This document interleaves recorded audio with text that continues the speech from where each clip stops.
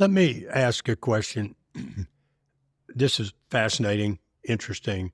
We've got people out there listening. They're thinking, I'm not going to personally do that. This is way over my head. I got a company to run. They want to go hire somebody. I mean, I've seen this many times. I hire somebody to do SEO. They go along for 3 or 4 months, fire them. Nothing happened. I know I can anticipate what you're going to say, but how do they know they've got somebody who's doing it right?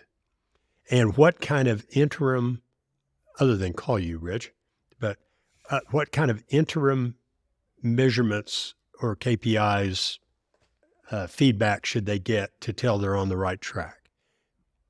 You want the real answer or the cynical answer? I'll take both. I'll give you the cynical answer first. The answer is it isn't working and you should quit.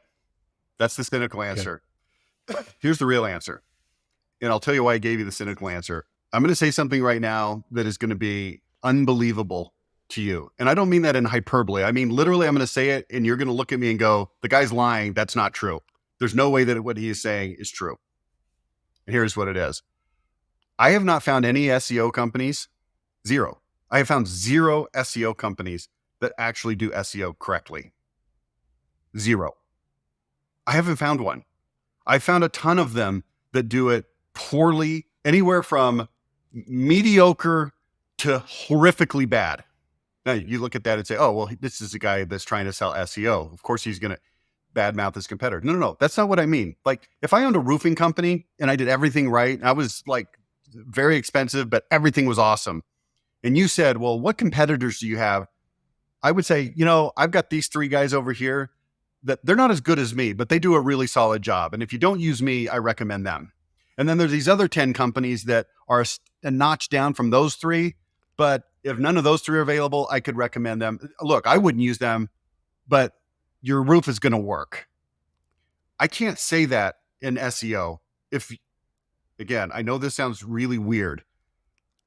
We have reverse engineered the SEO process so that it actually works. And you might say, I know how incredibly arrogant and weird this sounds. And so it's hard for me to have this conversation in a serious manner. But here's why it works the way that we do it. And it almost never works the way other people are doing. You say, well, what do you mean? Nobody's getting SEO? No. Somebody's got to get the first position. And I can show you a million examples of where crappily executed SEO is getting the first position. But that's the old, you don't have to outrun the bear. You only have to outrun the other guy. If you're competing in a marathon against only people that weigh 350 pounds, somebody's going to win. Okay. The time is going to be really, really, really slow, but somebody's going to win. But here's what makes all the difference in the world. We've touched on it, but I'm going to say it specifically now. It's the ability to create content that is actually engaging, interesting, and relevant. Like I said, if you would have been talking to me in 1996, Lawn Smith Roofing, I would rewrite your Yellow Pages ad. That's what my company's core competency in DNA is. It's writing stuff that works. So you take that and you overlay it into websites and SEO. Here's what happens with most companies: that you go to them and say, hey, I want to build a new website. And they go, okay, great. What pages do you want on the website? Well, I want these. You come up with an outline for what you want on the website. And then they come to you and they ask you this question. Okay, so what do you want this page to say? And you shrug your shoulders like, I don't know.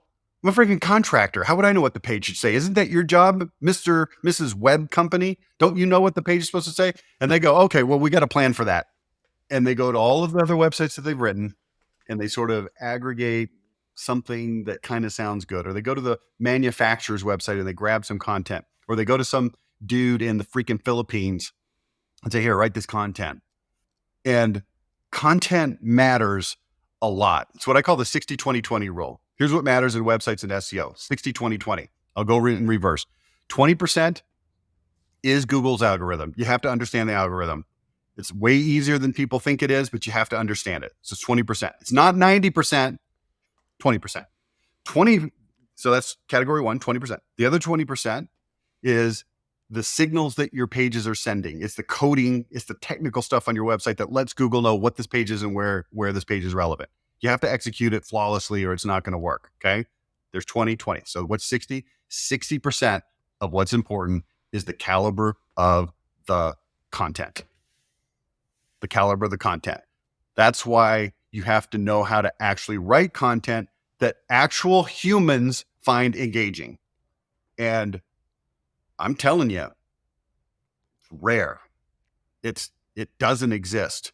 So I don't know precisely. And you're not talking at that point about having the geo keyword pairs in it. You're talking about somebody will actually read it and get and enjoy it, I guess. Yeah, if you look at the 60-20-20, the 20% is the geo keyword pairs, making sure that it's optimized properly. Okay. And there are some companies out there, maybe half the companies that are out there understand that. They execute on various levels. But the content, and see, here's the problem. As you scale an SEO company, like my company, as you scale it bigger, it becomes harder and harder to scale writing content that is engaging. It's really hard. So, some of the biggest companies that service this industry for SEO and websites, they're big companies that are owned by private equity firms that are trying to cheap out, and they're using, who knows, AI. They're using the Philippines, who knows, and the content is not good. And let's just have a little chat about AI, just very short. Oh, AI is going to revolutionize this. No, it's not. All AI does is AI is input in, input out. And all AI is doing is it's creating more crappy content that Google hates faster because it's copying the nonsense that the humans are writing that sucks. Yeah. And how does Google tell whether or not a human is engaged in that content? Very simple. By the fact that they didn't bounce. Let me ask you, what do you think? How do you think Google would know if somebody's engaged in content? That they don't leave promptly, that they read it? It's called dwell time. How long do they stay on the page? Do you know that Google looks at a page? Every page that Google looks at, it makes an estimate of how long somebody should stay on that page based on the type and quantity of content that's on that page. So let's say that Google looks at that page and says, 45 seconds. And then the average amount of time people spend on that page is 12 seconds. Google's like, that page must suck. You got to understand, Google is a robot. And it's a really good robot. It's a very sophisticated robot, but it's still a robot. So think about this. Let's say you're in a town. You've never been there before. It's dinner time. You want to find a restaurant. And you see these two restaurants side by side. The one on the left, the parking lot is jammed. It's an hour and a half wait to get into that restaurant. And the one on the right, there's nobody in the parking lot. And you can get a table right away. And there's only like 2 or 3 tables that are taken. Question for you. Which restaurant is better? Yeah, we're going to the busy place. You say, wow, man, we're really hungry. We don't have a lot of time. I guess we'll try this one over here. All right. But Google's just looking at it going, well, everybody's over there. Apparently, that's the best one. Who's going to show up higher in the rankings, that restaurant or this restaurant? And Google's going to go this one every single time.